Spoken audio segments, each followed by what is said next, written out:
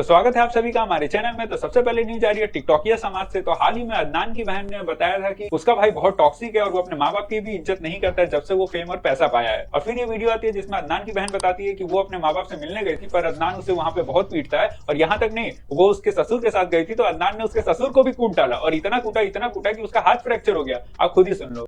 ये जो मेरे पीछे आप लोगों को दिख रहा है, ये है बांगुर नगर पुलिस स्टेशन और मैं यहाँ पे इस वजह से आई हूँ क्योंकि मैं गई थी मेरे अम्मी अब्बा से मिलने के लिए। ये देखो, ये दिख रहा है बांगुर नगर पुलिस स्टेशन। मैं गई थी अपने अब्बा अम्मी से मिलने के लिए। वो हॉस्पिटल के अंदर अदनान ने बहुत मारा है मुझे, मेरे ससुर को भी मारा है। इनफैक्ट हम जब वहाँ से निकल गए हॉस्पिटल के बाहर, तो हॉस्पिटल के बाहर आके भी उसने मुझे बहुत मारा है। मेरा स्कार्फ खुल गया था, लोग रोड पे जमा हो गए थे, मेरे ससुर गिर गए, उनका हाथ फ्रैक्चर हुआ है। उनको अभी मैं हॉस्पिटलाइज करके आई हूँ, उनको मैंने एडमिट किया।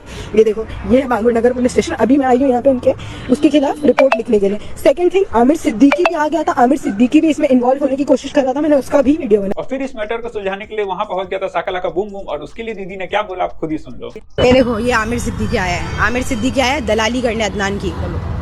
ये देखो, ये अल्टूज हॉस्पिटल है।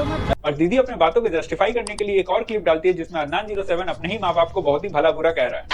ये बेवड़े मारी के छोरी ऊपर से सीना जोरी, औकात में रह के बात कर, समझा?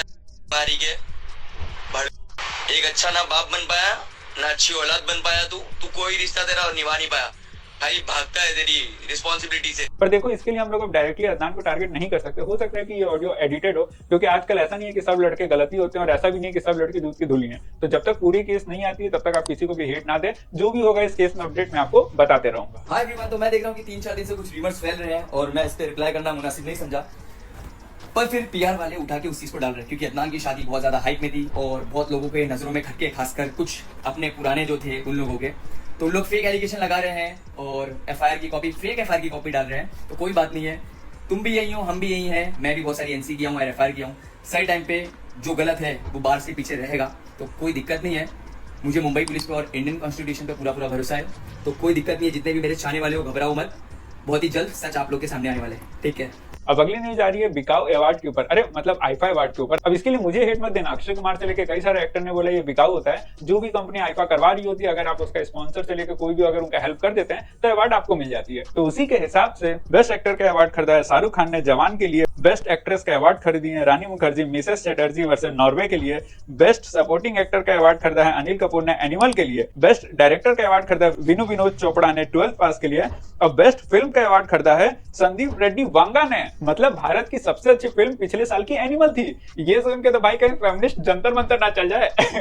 और ये भी कंफर्म हो गया कि भाई एनिमल से संदीप रेड्डी वांगा को पैसा तो खूब मिला है, तभी वो आईफा के ऊपर समझ जाओ। खैर, तो हाल ही में आपने एक न्यूज सुना होगा कि बांग्लादेश की एक वैसी मूवी बनाने वाली लड़की इंडिया में जाली पासपोर्ट के साथ पकड़ी गई है। और बस फिर क्या था, लोगों ने राज कुंद्रा को ट्रोल करना शुरू कर दिया कि ये पक्का मिला होगा और इसका जाली पासपोर्ट भी राज कुंद्रा ही बनवाया होगा। और इतना ट्रोल किया कि राज कुंद्रा को आना पड़ा कि भाई मैंने ऐसा कुछ नहीं किया, मुझे बख्श दो, मैं नहीं जानता इसको। खैर, अगली न्यूज आ रही है एक आदमी से जो बजाज फिंसरी कंपनी में काम करता था, पर उसके ऊपर वर्क प्रेशर इतना ज्यादा था कि वो 45 दिन से सोया ही नहीं था और इस वजह से वो थक हार के अपने आप को निपटा लेता है। पर मुझे लगता है कि अगर इतना ही प्रेशर तुम्हारे ऊपर था तो कंपनी छोड़ देते, कोई और कंपनी में अप्लाई करते हैं। हाँ, मुझे पता है कई लोग आके ज्ञान देंगे कि भाई फैमिली का भी देखना, तो मगर अब कहाँ जाएगी फैमिली? अब तो वो चला गया, उससे तो 1000 गुना बेहतर होता है, 1 महीना कम ही खाते हैं मगर कोई और कंपनी में अप्लाई करते, क्या पता वहाँ अच्छा एनवायरमेंट मिलता और अच्छा जिंदगी जीते। अब 2 दिन बाद ये न्यूज भी पुराना हो जाएगा पर उसका फैमिली तो गया ना। तो ये बिल्कुल ही घटिया निर्णय उसने लिया था। और एक और चीज, लोग बोल रहे हैं कि ये 45 दिन तक जगा हुआ था, पर ये मेडिकल लेवल में पॉसिबल नहीं है कि बिना सोए कोई 45 दिन तक जिंदा रह सके। खैर, उसमें आपकी क्या राय कमेंट्स में बताइए। तो अगली न्यूज आ रही है 2 बड़े यूट्यूबर के कलेश के बारे में। तो पहला है एल्विस और दूसरा है लॉयल्टी का मुखिया मुनावर फारूकी। तो इन दोनों में भिड़ंत हुआ ईसीएल में, जहां पे एल्विस यादव जीत जाता है और अब इन दोनों ने एक साथ ही अपना म्यूजिक वीडियो निकाल दिया है। तो आप लोग जाइए और देखिए और कमेंट्स में जरूर बताना कि कौन सा वीडियो ज्यादा बेहतर था। और अगली न्यूज आ रही है फ्लाइंग बिस्ट से।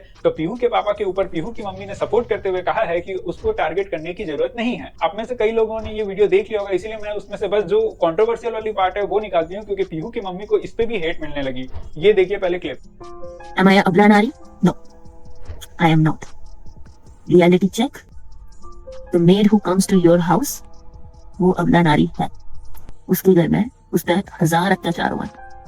And I really wish कि आप उसके घर पे जाओ और उसकी इश्यूज रिजॉल्व करते और कहते हैं कि we are in your army. क्योंकि वीडियो के एक हिस्से में वो ये कहती है कि मैं अबला नारी नहीं हूँ, मगर जितने भी काम वाली है जो आपके घर में आती है वो सब अबला नारी है और उन सब के ऊपर अत्याचार होता है। इस पे लोगों ने बवाल कर दिया कि सब काम वाली अबला नारी नहीं होती और ना ही सबके ऊपर अत्याचार हो रहा होता है। कई सारी ऐसी भी हैं जो बहुत आराम से अपनी जिंदगी जी रही हैं और वो अपने मन से ये सब काम कर रही हैं जिससे कि वो अपना कमा सके और अपने परिवार को चला सके। जरूरी नहीं कि जो ज्यादा पैसा कमा रहे हैं उनके ऊपर कोई अत्याचार नहीं हुआ है और जो कम कमा रहे हैं उन सभी के ऊपर अत्याचार हो रहा है। हालांकि पीहू की मम्मी यहाँ कहना चाह रही थी कि जो औरतों के ऊपर अत्याचार हो रहा है आप उन लोग को जाके देखिए और उन लोग की प्रॉब्लम सॉल्व करिए, हमारे यहाँ मत घुसिए। और लोग यहाँ नहीं रुकते हैं। पीहू की मम्मी ने कहा था कि हमारे पर्सनल मैटर में आप लोग मत घुसिए, पर लोगों का ये कहना है कि भाई तुमने तो करोड़ों छाप लिए अपने पर्सनल मैटर को ही दिखा के, बस एक सुहागराती ना तुम लोग ने छोड़ा है, बाकी तो कोई भी चीज तुम लोग ने नहीं छोड़ा कैमरा के सामने। और अब बोल लो कि मेरे पर्सनल लाइफ में, पर्सनल मैटर में ना घुसे। मुझे तो लगता है कि जाने दो, जो हो रहा है उन लोग के यहाँ परिवार में वो होने दो। हाँ, ये तो कंफर्म है कि उन लोग के बीच में सब कुछ अच्छा नहीं चल रहा और ये उन लोग एक्सेप्ट भी कर रहे हैं। और वो जो लड़की थी जो प्रेमानंद महाराज के सामने खड़ी थी वो भी यही लड़की थी। और यहाँ पे मेरा डाउट होता है कि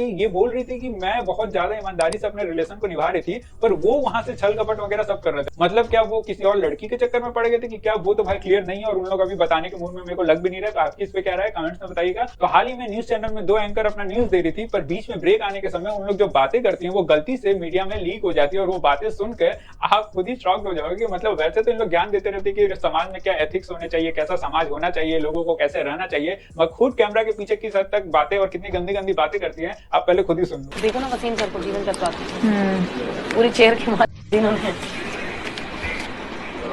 ब्रेक के बाद एक बार फिर सुर्खियां अखबार की भी आप सभी का। तो ऐसे इन्फॉर्मेटिव वीडियो के लिए हमें लाइक और सब्सक्राइब भी कर लीजिएगा। धन्यवाद।